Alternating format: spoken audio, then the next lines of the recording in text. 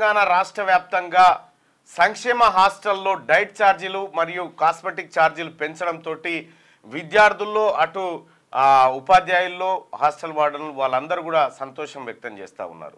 ఏడాదికి 470 కోట్ల రూపాయల అదనపు భారాన్ని భరిస్తూ తెలంగాణ రాష్ట్ర ప్రభుత్వం తీసుకున్నటువంటి నిర్ణయంతో సంక్షేమ హాస్టళ్లలో ఒక మంచి వాతావరణం కనిపిస్తూ ఉంది.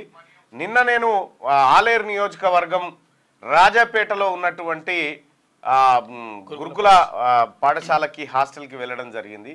అక్కడికి వెళ్ళినటువంటి సందర్భంలో దాదాపు ఒక 500-600 మంది పిల్లలు అక్కడ ఉంటే వాళ్ళందరూ కూడా సంతోషాన్ని వ్యక్తం చేస్తూ ఉన్నారు. వాళ్ళ తల్లిదండ్రులు కూడా పేరెంట్స్ కూడా అక్కడికి రావడం జరిగింది. వాళ్ళతో కలిసి ఆ కార్యక్రమం రాష్ట్ర ప్రభుత్వం ఏం చేస్తుంది అనేది పూర్తిగా వివరించి చెప్పడం జరిగింది. గతంలో ఎన్నడూ లేని విధంగా అంటే పీజీ ఆ స్థాయిలో ఉండేది, కానీ గతంలో ఎన్నడూ లేని విధంగా మొదటిసారిగా వారంలో 2 సార్లు మటను, 4 సార్లు నెలకు 2 సార్లు మటను, 4 సార్లు చికెన్, 4 సార్లు చికెను, ప్రతిరోజు ఎగ్గు, ఎగ్గు ఆమ్లెట్ ఏదో ఒకటి అట్లా, ఎగ్ బాయిల్డ్ ఎగ్ అన్నా లేకపోతే ఎగ్ కర్రీ అన్నా. సో ఇట్లా రకరకాల మెనూలని అంటే పిల్లలకు ఏ విధంగా వంట చేయాలి.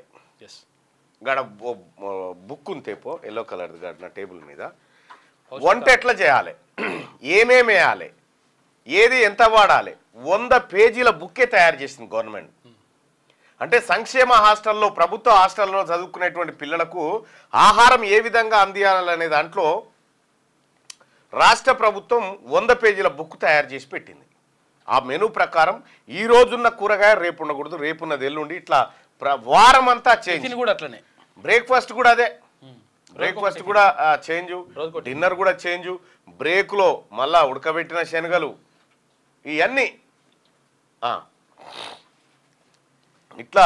ఇంకేంటంటే గతంలో అసలు యాక్చువల్గా ఏ ప్రభుత్వం కూడా ఒకేసారి 40% పెంచలే. 40% పెంచలే, స్వాతంత్రం వచ్చినప్పటి నుంచి లేదు, పెంచలే. ఒక్కటేసారి ఇట్లా 5 రూపాయలు పెంచుకుంటూ వచ్చారు కానీ ఇట్లా ఇగో 3rd వీక్ సాంబార్ ఎట్లా చేయాలి, సాంబార్లో కందిపప్పు కిలో పోయాలి, అంటే ప్రతి 100 మంది పిల్లలకి కందిపప్పు కిలో పోయాలి. క్వాంటిటీ ఎంత ఉండాలనే దానిపైన మొత్తం ఒక లెక్క వేసిండ్రు.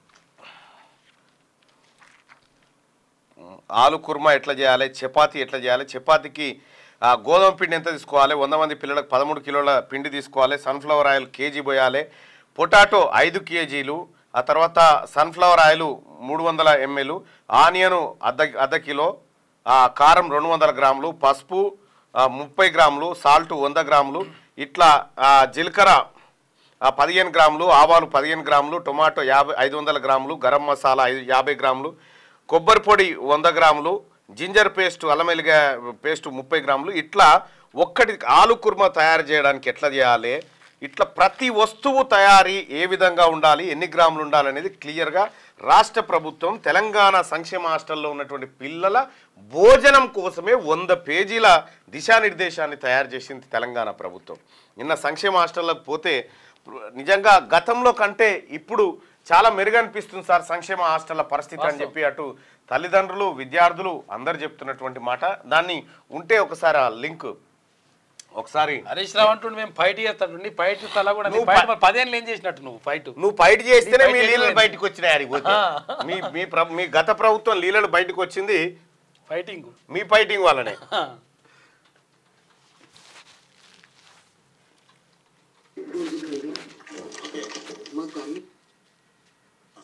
ఒక్కొక్క స్కూల్ నుంచి వస్తాం సార్. ఇక్కడ సార్ వాళ్ళు స్పోర్ట్స్ కైనా స్టడీకైనా మంచిగా సపోర్ట్ చేస్తారు.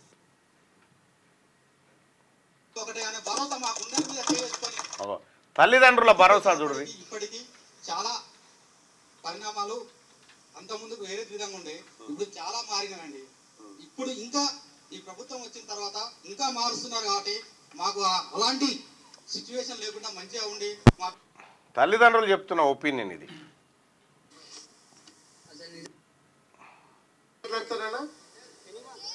ఫుడ్, భోజనం, ఎడ్యుకేషన్ రండనా. Good afternoon. ఏం పేరు నీ పేరు?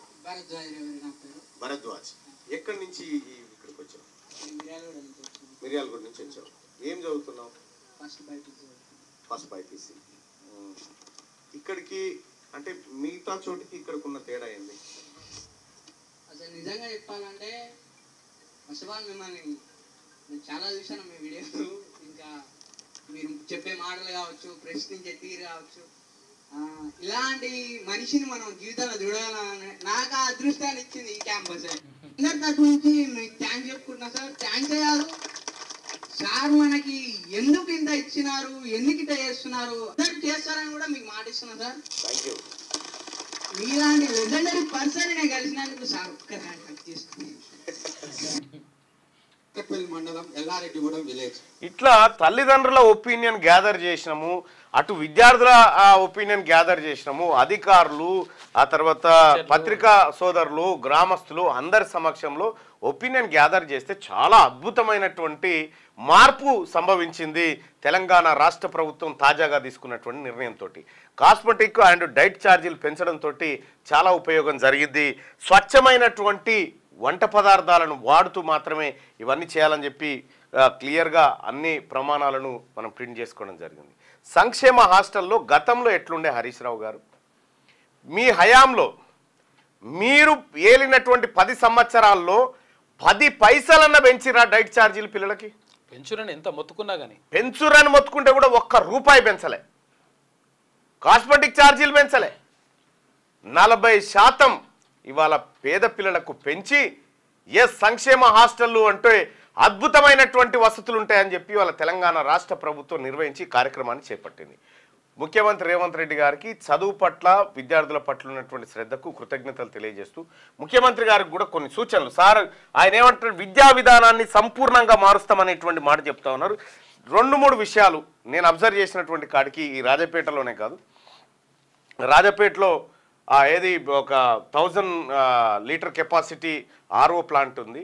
అయితే దానికి పక్క ఇంకొక 1500 కావాలంటే వెంటనే నా మిత్రుడు Balaraj Goud, aqua company owner Balaraj గౌడ్కి ఫోన్ చేసి, మిత్రమా ఒక సాయం చేయాలంటే వెంటనే 1500 లీటర్ల ఆర్ఓ ప్లాంట్ని అక్కడికి ఇవ్వడం జరిగింది. రేపు ఫిట్ చేస్తూ ఉన్నారు దాన్ని. సో అట్లా ఒక నీటి కొరత విషయంలో కొద్దిగా ఇబ్బందులు ఉన్నట్టున్నాయి. వాళ్ళకి స్వచ్ఛమైన వాటర్ అందించాల్సింది ఒకటి గుర్తించడం. రెండోది డ్రైనేజీ సిస్టమ్, అలాగే బాత్రూమ్ల వ్యవస్థను కూడా కొంత బాగు చేయాల్సినటువంటి అవసరం ఉంది. ఇక నిన్న నేను అబ్జర్వ్ చేసిన కాడికి రాజపేటలో ఆ బిల్డింగ్ డైనింగ్ హాల్ ఏదైతే ఉందో కొద్దిగా అది పురాతనంగా ఉంది, దాన్ని సరిచేయాల్సినటువంటి అవసరం ఉంది నేను గుర్తించిన కాడికి. ఇంకా రాష్ట్ర ముఖ్యమంత్రి గారికి ఈ వేదిక నుంచి నేను అబ్జర్వ్ చేసినటువంటి తమ ఆదేశాల మేరకు అక్కడికి వెళ్ళిన తర్వాత అబ్జర్వ్ చేసినటువంటి అంశాలను 2-3 నివేదిస్తాం సార్. ఒకటి, తెలంగాణ రాష్ట్రంలో రైట్ టు ఎడ్యుకేషన్ ఇంప్లిమెంట్ చేయాలి.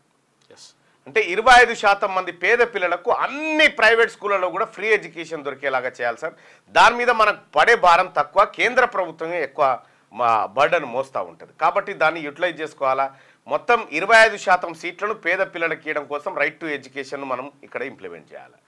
రెండో అంశం ఏంటంటే, ఇప్పుడు పిల్లలకు ఎట్లాగైతే మనము బట్టలు, అద్భుతమైనటువంటి బట్టలు ఇస్తూ ఉన్నాం, పుస్తకాలు ఇస్తూ ఉన్నాం, నోట్బుక్స్ ఇస్తూ ఉన్నాము, స్కాలర్షిప్స్ ఇస్తూ ఉన్నాము, డైట్ ఛార్జీలు ఇస్తూ ఉన్నాము, హాస్టల్ అన్నీ చేస్తూ ఉన్నాం. వీటిని ఒక విద్యా పండుగ లెక్క చేయాలి. ప్రతి విద్యా సంవత్సరం ప్రారంభంలో ఓ కిట్ రూపంలో కానీ, లేకపోతే ఒక రాష్ట్ర ప్రభుత్వం నుంచి అందుతున్నటువంటి ప్రతి సౌకర్యాన్ని విజిబుల్గా వాళ్ళకి అందజేసేటువంటి విధంగా, తద్వారా మనం వాళ్ళకి ఒక కాన్ఫిడెంట్ నింపి ప్రభుత్వం మా కోసం ఉందనేటువంటి ఒక భరోసా విద్యార్థులు కానీ అటు తల్లిదండ్రులు కూడా వచ్చేటువంటి అవకాశం ఉంది. సో ఇవి కాకుండా ఇంకా కొన్ని చిన్న మార్పులు ఉన్నాయి. ప్రత్యక్షంగా నేను కలిసినప్పుడే తమకి నివేదిక తెలియజేస్తా. అయితే ఈ రకంగా సంక్షేమ హాస్టళ్ల పైన గతంలో ఎన్నడూ కేసీఆర్ గారికి సోయలేదు. హరీష్ రావు గారు చెప్తే సిగ్గుచేట అనిపిస్తూ ఉంటుంది. మేము మేల్కొల్పితేనే పోయిర్రని చెప్తా ఉన్నారు. అయ్యా, మీరు మేల్కొల్పిన తర్వాత పోతే ఏమున్నది, సంక్షేమ హాస్టళ్లను శ్మశానాల లెక్క తయారు చేశారు మీరు గతంలో. మీరు నిద్రపోతేనే ఇట్లా తయారైనవి ఈ 10 ఏళ్ళు. మీరు మమ్మల్ని కాదు మేల్కొల్పాల్సింది, ఆ ఫామ్ హౌస్ల వల్ల మీ మామను మేల్కొల్పుర్రి పోయి బక్కబకాసురుని లెక్క వన్నడాడ. ఊపిరి ఇట్లా ఊపితే లేదు. రాష్ట్రంలో అనేకమైన రాష్ట్ర ప్రభుత్వానికి సలహాలు ఇవ్వడానికి ప్రతిపక్ష నాయకుడి పాత్ర ముఖ్య పాత్ర. అటువంటి పాత్ర బక్కబకాసురుని లెక్క పోయాడ బంటే మీరేమో ఆయన ఏంది ఇది కొట్టుకుంటా ఒక ఆయన తబలా కొట్టుకుంటా ఒక ఆయన ఇద్దరు బాబమ్మర్దులు తిరగబట్టే. క్యూ న్యూస్ ఛానల్లో పనిచేయటకు అనుభవం గల సీనియర్ వీడియో ఎడిటర్స్ కావాలను సంప్రదించవలసిన నెంబర్ 8688926084. qnewsads@gmail.com ను సంప్రదించండి. లైక్ చేయండి.